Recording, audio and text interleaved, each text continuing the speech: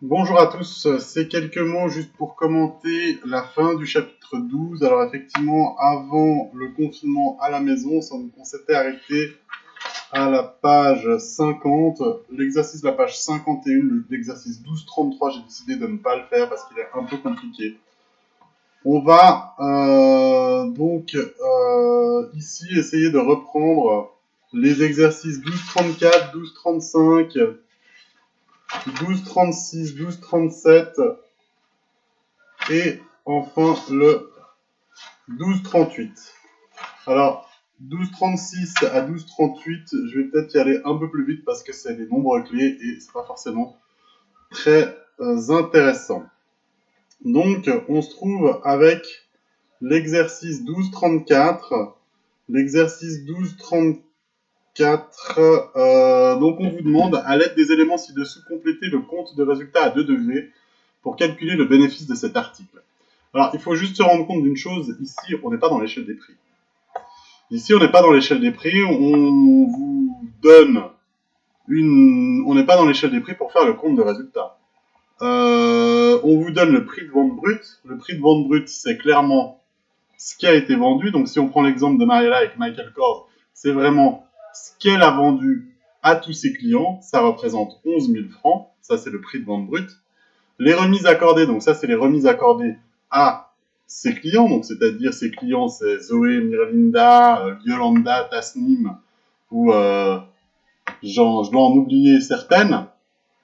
Mais ça, c'est vraiment remise accordée. Donc, c'est ce que Mariella a accordé comme remise.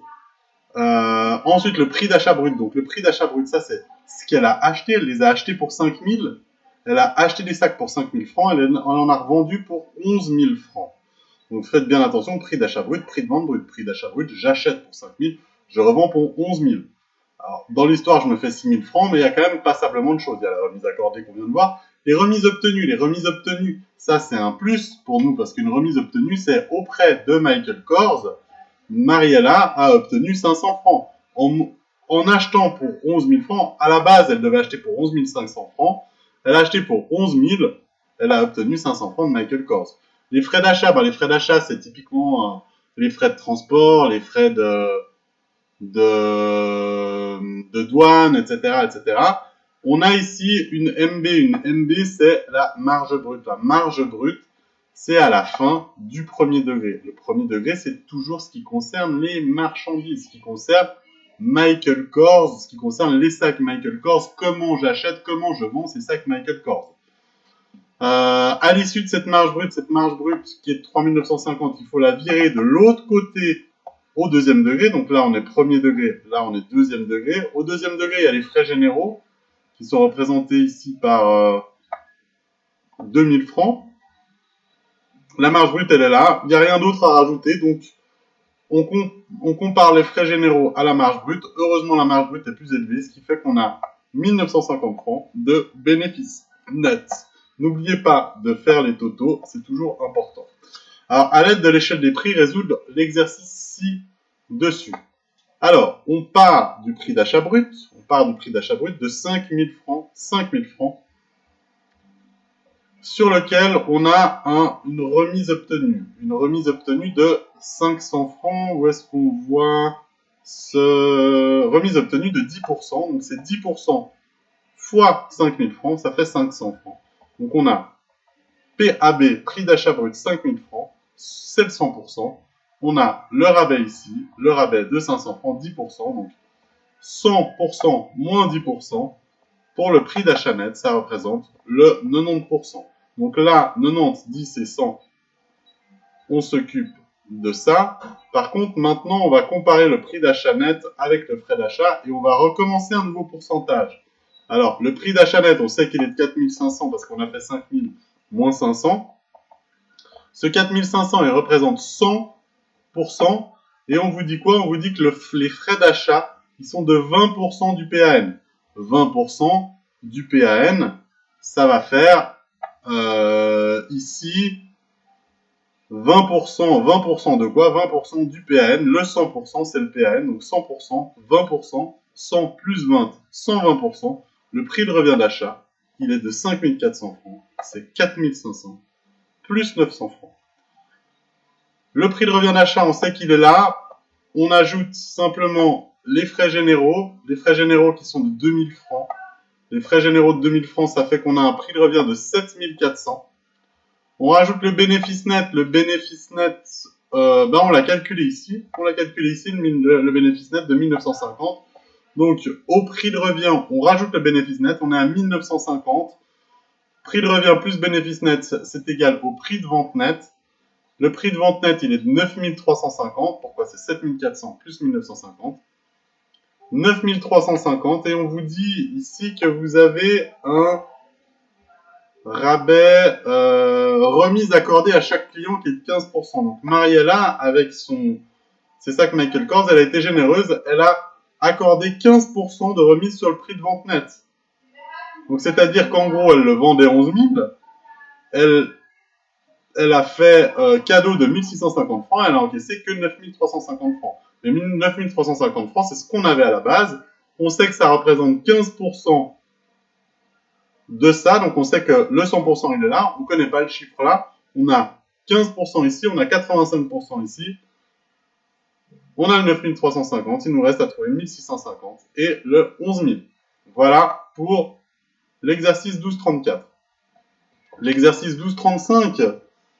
on vous dit au 31 décembre de l'année N, une entreprise commerciale présente les comptes ci-dessous et dispose d'un inventaire de 28 500 francs. Clôturer les comptes et établir un compte de résultat à 2 degrés. Alors, là, clairement, ce qu'on va vous demander, c'est de clôturer les comptes et de bien faire attention à la variation de stock. Donc, le solde à nouveau, il est de 30 000 francs, on vous dit,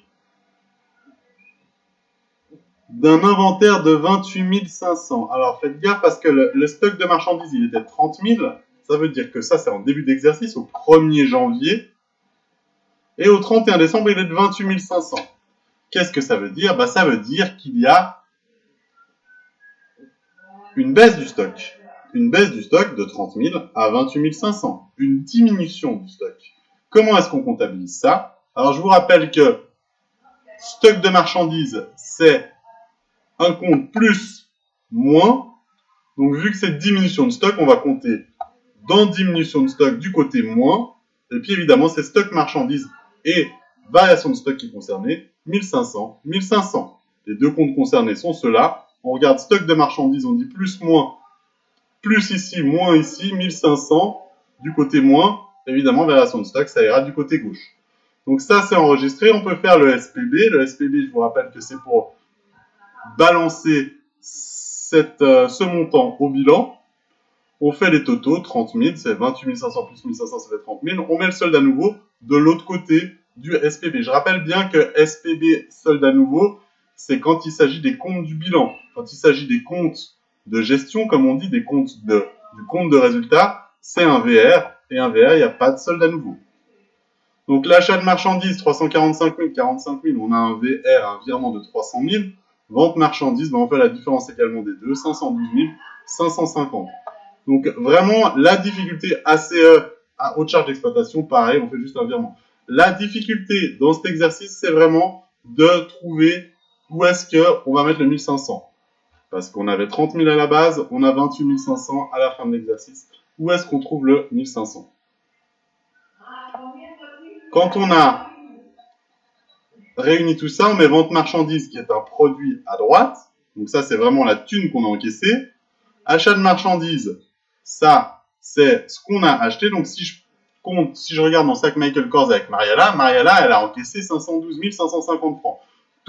Imaginons que tout le monde paye cash dans sa boutique, elle peut comptabiliser 512 550 francs qu'elle a encaissé cash. Elle a dû payer 300 000 francs à Michael Kors. Et puis, elle a son stock qui a varié 2500 francs. Pourquoi on le met à gauche? Parce que c'est une diminution de stock. Et une diminution de stock, variation de stock, diminution de stock ici. Le virement, il est à droite. Donc, la variation de stock, elle sera à gauche. On fait la différence de tout ça. On arrive à une marge brute de 211 050. Je rappelle qu'on a fait 512 550, moins 300 000, moins 1500 pour avoir 211 050. On a simplement à mettre ici les ACE, les autres charges d'exploitation. Je rappelle ici que c'est le premier degré parce que ça compte comptabilise uniquement les marchandises. Ici, c'est le deuxième degré. Il y a les ACE, les hautes charges d'exploitation. La marge brute, elle vient d'ici. 211 050, elle est retrouvée ici. On a un bénéfice net. Le bénéfice net, c'est simplement 211 050 moins 140 000. Ça fait 71 050, uniquement pour équilibrer. Je rappelle qu'il faut tout le temps faire les totaux de 211 050. Ensuite, on vous demande de déterminer le prix de revient d'achat des marchandises vendues. Je rappelle toujours que le prix de revient d'achat des marchandises vendues, je fais un petit refresh là à ce niveau-là, le prix de revient d'achat des marchandises vendues, c'est le prix de revient d'achat en fonction de ce qu'on a bien acheté comme marchandise et ce qu'on a bien vendu comme marchandise. Je veux simplement dire que, imaginons qu'on a acheté 300 sacs Michael Kors à 1000 francs, ben, faudra comparer la vente comme si on avait vendu 300 sacs à 1000 francs. Alors peut-être qu'on en a vendu un peu plus, peut-être qu'on en a vendu un peu moins. Il se trouve qu'on en a vendu un peu plus parce qu'il y a diminution de stock. Diminution de stock, ça veut dire moins de stock, ça veut dire qu'on en a vendu un peu plus. Donc, pour faire le prix de revient d'achat des marchandises vendues, il faut simplement faire l'achat de marchandises plus la diminution de stock. C'est égal à 300 000 plus 1500, ça fait 301 500. Cette formule, je ne la sors pas de nulle part. Cette formule, je l'ai au début du chapitre pour trouver le PRAMV. Attendez que je regarde. La formule du PRAMV, elle se trouve... que je regarde, attendez voir. La formule du PRAMV, elle devrait se trouver... Elle se trouve en page 18 et 19. Plutôt en page 19, je vais simplement vous montrer... Ah non, mais là, j'ai pas parce que j'ai... Mais c'est en page 19. Ensuite, on vous demande de calculer la marge brute en pourcent du PRAMV. Marge brute en pourcent du PRAMV, ça veut dire que le PRAMV, il est 100%. Je rappelle toujours, marge brute en pourcent du PRAMV. Imaginons, je sais pas moi, Walid et par exemple Agon, on dit, on aimerait savoir combien Agon mesure en pourcent de Walid. Bah, on va prendre Walid comme 100%. Et on va dire Agon mesure, je sais pas moi, 85-90% de Walid. Voilà. Donc, marge brute en pourcent du PRAM, ça veut dire que la marge brute, c'est un pourcentage et le PRAM, c'est 100%. Donc, qu'est-ce qu'on va faire? On va faire 211 050, qui est la marge brute, en pourcent du PRAM, qui est de 301 500. On fait simplement 211 050 fois 100 divisé par 301 500. Ça fait 70%. Le calcul des... calculer le bénéfice net en pourcent du prix de revient. Donc ça, c'est la même chose en pourcent du prix de revient. Il faut calculer le prix de revient. Le prix de revient, on l'a calculé... le prix de revient, c'est 301 500 plus 140 000, ça fait 441 500. Ça aussi, c'est une formule qui se trouve un petit peu avant dans le chapitre. On a simplement, on a déduit le prix de revient qui est de 441 500. On a simplement à le comparer au 71 050 qui est le bénéfice net. 71 050, qu'est-ce qui correspond par rapport à 41 500? C'est 16,09%. Une simple règle de 3. Le E, déterminer les frais généraux en pourcent du PRAM. Alors les frais généraux, ils sont de 140 000, on nous les a donnés. Les frais généraux, c'est la même chose que les autres charges d'exploitation. C'est 140 000 par rapport aux 301 500. On fait une règle de 3. 140 000 égale X. 140 000 égale X. 301 500 égale 100. On fait la règle de 3. On arrive à 46,43%. Là, je m'arrête et je continue un petit peu plus tard avec la suite de ce corrigé.